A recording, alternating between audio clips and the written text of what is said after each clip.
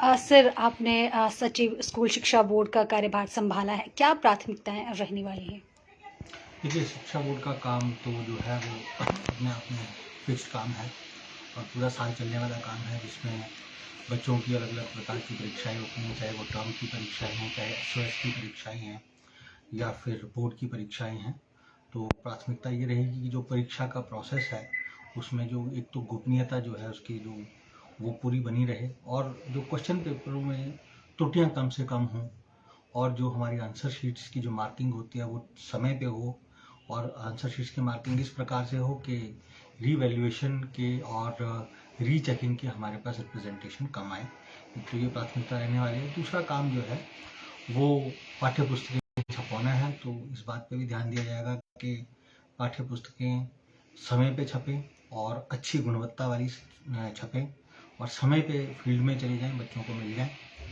और एक जो अक्सर देखा गया कि जो टैट का एग्ज़ाम होता है, तो टैट के एग्ज़ाम में क्या होता है कि जो सिलेबस होता है प्रिस्क्राइब सिलेबस से कई बार उसका डिफ़िकल्टी लेवल ज़्यादा आ जाता है या कई बार कम आ जाता है। तो इस बात का ध्यान दिया जाएगा कि जो प्रिस्क्राइब सिलेबस है उसके हिसाब से ही टैट का पेपर सेट हो और उसमें त्रुटियां कम से कम हों, क्योंकि कई बार देखा गया है उसमें बहुत सारी गलतियां होती हैं और फिर बाद में ग्रेस मार्क्स देने पड़ते हैं या कोर्ट केसेस हो जाते हैं।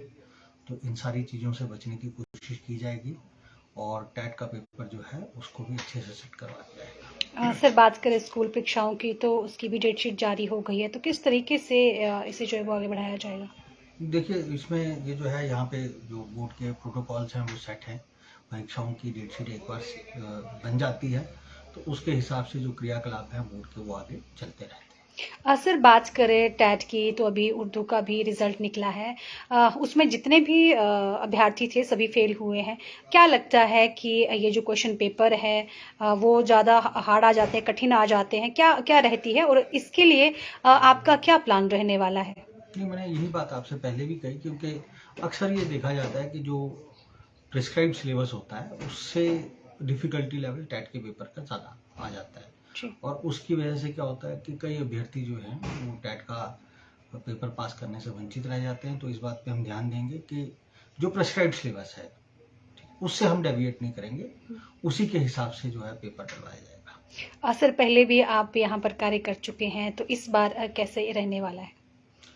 देखिए जी, पहले भी रहे हैं तो जो पहले जो काम किया है और कुछ अधूरा काम जो रह गया था उसको आगे बढ़ाने की कोशिश की जाएगी। अधूरा जैसे?